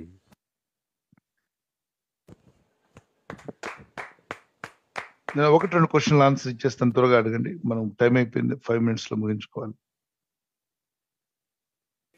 థ్యాంక్ యూ పాస్టర్ గారండి. తర్వాత ప్రశ్న బ్రదర్ చిన్న కుమారుడు థామస్ అండి ఆరిగెల్లు నుండి ఈ విధంగా అడుగుతున్నాడు. క్రిస్మస్ గురించి బైబిల్లో రాయబడలేదు కదా, ఎందుకు క్రిస్మస్ పండుగ చేస్తున్నారని అడుగుతున్నాడు. అదేవిధంగా మరొక ప్రశ్న కూడా బాబు అడుగుతున్నారు. క్రిస్టియన్ బాయ్స్ మరి క్రిస్టియన్ గర్ల్స్ని లవ్ చేయొచ్చా అనేటువంటి ప్రశ్న అడుగుతున్నాడు చిన్న కుమారుడు పాస్టర్ గారు. ఇది చిన్న కుమారుడు కాదు, పెద్ద కుమారుడే చిన్న కుమారుడు అడిగించాడు. చిన్నోడు చదువుకోవాలంటాడు. ఎలా చదువుకోవాలి, జ్ఞాపశక్తి పెరగాలంటే ఏం చేయాలి అంకుల్, లేకపోతే మెమరీ పెరగాలంటే ఏం చేయాలని అడుగుతాడు తప్ప ప్రేమించుకోవచ్చా అని చిన్నపిల్లలు ఎందుకు అడుగుతారా? నీకు ఏమైనా హార్మోన్ ప్రాబ్లం ఉందా? 16-17 సంవత్సరాలు వచ్చేంత వరకు పెళ్లి గురించి ఎత్తారు పిల్లలు. బాగా చదువుకోవాలనుకుంటారు. అది కూడా 18-22 రావాలి. మగపిల్లడు కదా, 22 దాటి దాకా నువ్వు పెళ్లి గురించి 25 దాటాలి. ఇప్పుడు మారిపోయింది, డేట్ మార్చేశారు. 25 వచ్చేదాకా పెళ్లి సంగతి ఎత్తేమంటే ఊరుకోరు. కనీసం 22 అని దాటు. అప్పటిదాకా పెళ్లి గురించి ఆలోచించు, బాగా చదువు గురించి ఆలోచించి బాగా చదువుకో. ప్రేమ లేదు, పెళ్లి లేదు, బాగా చదువుకో. 22 తర్వాత ప్రేమ పెళ్ళో ప్రార్థన చేస్తూ ఉంటే దేవుడు నీకు ఏర్పాటు చేస్తాడు. Don't worry. ఓకే. తర్వాత క్రిస్మస్ చేసుకోవచ్చా లేదా, దీని గురించి నేను చాలాసార్లు మాట్లాడాను. క్రీస్తు ప్రభు జన్మించాడా లేదా అని అడగండి. జన్మించాడు. ఈ భూమి మీదకి వచ్చాడా ప్రభు? ఎస్. మానవ జన్మ ఎత్తాడా? ఎస్. ప్రభుని గణపరుస్తున్నారు. ఒక డేట్ పెట్టారు. ఆ డేట్ ప్రకారంగా ప్రపంచవ్యాప్తంగా క్రిస్మస్, క్రీస్తు జన్మము, క్రీస్తు ప్రభు వారు ఈ లోకానికి వచ్చారు అని చెప్పంటున్నారు. ఎప్పుడు వస్తే నీకెందుకు, వచ్చారా లేదా? వచ్చింది నిజం కదా. అవును. యేసు గురించి పాడు, దేవుని స్తుతించు, పాటలు పాడు, దేవుని కనపరచు. వీధిలో ఉన్న వాళ్ళంతా వస్తే వాళ్ళకు కూడా సువార్త ప్రకటించు. కొన్ని పాటలు. ఇక్కడ మన దేశం పండుగలు చేసుకోవడంలో మన వాళ్ళంతా ఆసక్తి కలిగి ఉంటారు. మీరు యేసుప్రభు మరి మీకు పండగ లేదా, పండగ లేదంటారు. మనం పెట్టుకోకుండానే పెద్దలు ఎవరో పెట్టేశారు 3వ శతాబ్దంలో పండగ. మరి పాత నిబంధనలో పండగలు లేవా అంటే 7 పండుగలు ఉన్నాయి. ఆ పండుగలు మనం చేయట్లేదు. 7 రకాలైన పండుగలు దేవుడే పెట్టాడు. పండుగలు అందరూ కలుసుకోవడం, మరి దేవుని స్తుతించడం, ప్రార్థన చేయడం అన్నీ ఉన్నాయి పాత నిబంధనలో.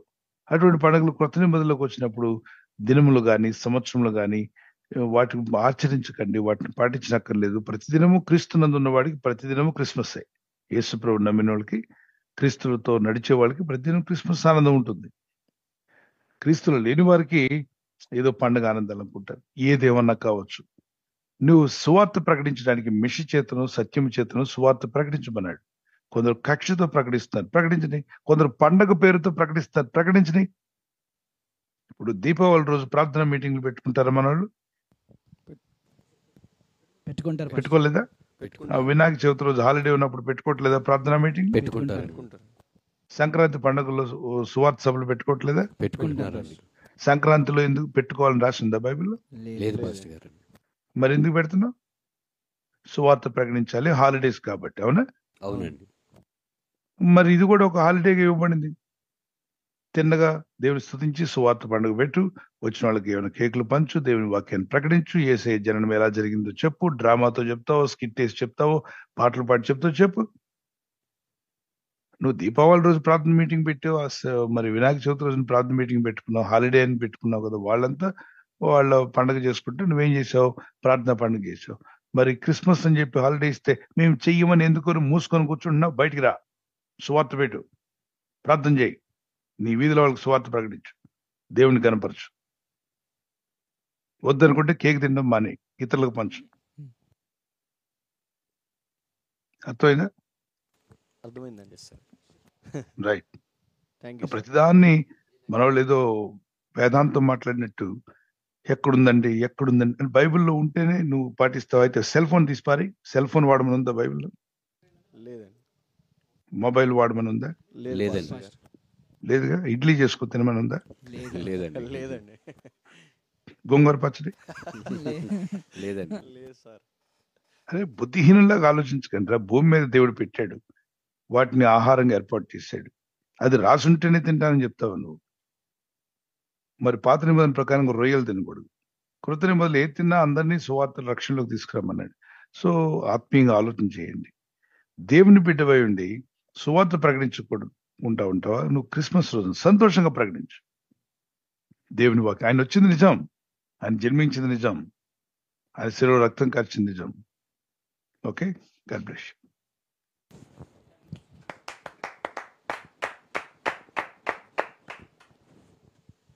థ్యాంక్ యూ పాస్టర్ గారు. రేపు జరగబోతున్న సండే 7 ఆరాధనలో పాల్గొనడానికి అవకాశాలు ఉన్నాయి.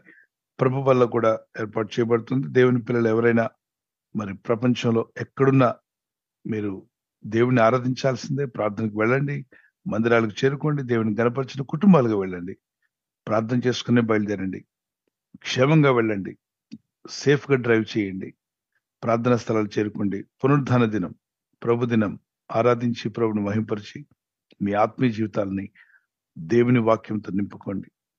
రీఛార్జ్ అవ్వండి. మీ మొబైల్ ఫోన్ కి రీఛార్జ్ అవసరం ఉన్నట్టుగానే మన ఆత్మలకు కూడా రీఛార్జ్. ఆత్మీయ సహవాసం, ప్రార్థన, స్తుతి, ఆరాధన, ప్రభుబల కార్యక్రమం, దేవుని వాక్యాలు వెళ్ళండి. ఒకవేళ ఎక్కడికి వెళ్ళట్లేదు, మేము ఆరాధిస్తున్న స్థలానికి రావాలనుకుంటే మోస్ట్ వెల్కమ్, మీరు రావచ్చు. లైఫ్ చేంజింగ్ రివైవల్ చర్చెస్ లో సికింద్రాబాద్ జూబ్లీ బస్ స్టాండ్ దగ్గర మీకు కనిపిస్తుంది. జూబ్లీ బస్ స్టాండ్ దగ్గరలో 1 కిలోమీటర్లో కేజేఆర్ గార్డెన్స్ అని మీరు వివరంగా మన డీటెయిల్స్ తెలుసుకొని రావచ్చు. సికింద్రాబాద్, హైదరాబాద్ జంట నగరాలు ఎక్కడున్నా మిమ్మల్ని ప్రేమతో ఆహ్వానిస్తున్నాం. ఏ సంఘానికి వెళ్ళట్లేదు, నాకు సంఘం లేదు అయితే రండి, ప్రార్థనలో పాల్గొనండి. ప్రయాణం చేస్తూ వచ్చాను హైదరాబాద్, అటెండ్ అవ్వచ్చు. ఇలా ఊరు వచ్చాము, అటెండ్ అవ్వచ్చు. Yes, you are most welcome, రావచ్చు, పాల్గొని దేవుని ఆరాధించండి. కొంపల్లి దగ్గర GPS లో కూడా ఆరాధన జరుగుతుంది. కొంపల్లి అంటే మీరు టైప్ చేస్తే మీకు కనిపిస్తుంది. సికింద్రాబాద్ లో, హైదరాబాద్ లో కొంపల్లి, రంగారెడ్డి డిస్టిక్, ఇంకా మేడ్చల్ పరిసర ప్రాంతాల్లో ఉన్న వారు కూడా రావచ్చు, మీకు దగ్గరలో ఉంటుంది. అడ్రస్ తెలుసుకునండి. లింగంపల్లిలో ప్రార్థన జరుగుతుంది, హైటెక్ సిటీ. మరి ఆ పరిసర ప్రాంతాల్లో ఉన్నవారు ఏ చర్చికి వెళ్ళట్లేదు, మాకు ఎక్కడ అన్నట్లేదు, మీరు రావచ్చు, అడ్రస్ తెలుసుకోండి. విజయవాడలో జరుగుతుంది ప్రార్థన, అక్కడ సంఘాలు ఉన్నాయి, వివరాలు తెలుసుకుని వెళ్ళొచ్చు. విశాఖపట్నంలో అనేక సంఘాలు ఉన్నాయి, లైఫ్ చేంజింగ్ రివైవల్ చర్చెస్ లో పాల్గొనొచ్చు. లేదు నేను విదేశాల్లో ఉన్నాను, నేను ఒంటరిగా ఉన్నాను, లేకపోతే మాకు ఇక్కడ చర్చ్ లేదు, ప్రార్థన సహవాసం లేదంటే లైవ్ లో మీరు వర్చువల్ గా చక్కగా వాక్యం వినడానికి సిద్ధపడే ఒక గదిని, ఒక హాల్ ని ప్రిపేర్ చేసుకోండి. మేము ఇక్కడ ఆరాధన చేస్తున్నది అదే లైవ్ మీ టెలివిజన్ లో వస్తున్నప్పుడు. ఏదో కూరగాయలు కోసుకుంటూ వాక్యం వినొద్దు, వంట చేసుకుంటూ వాక్యం కాకుండా ఆదివారం రోజున, ఎస్పెషల్లీ సండే రోజున ఒక సర్వీస్, ఖచ్చితంగా ఒక సర్వీస్ లో ఏ పని లేకుండా కూర్చొని వాక్యం విని బైబిల్ వచనాలు రాసుకొని చర్చిలో కూర్చున్నప్పుడు ఎలా చేస్తారో అలాగే చేయండి.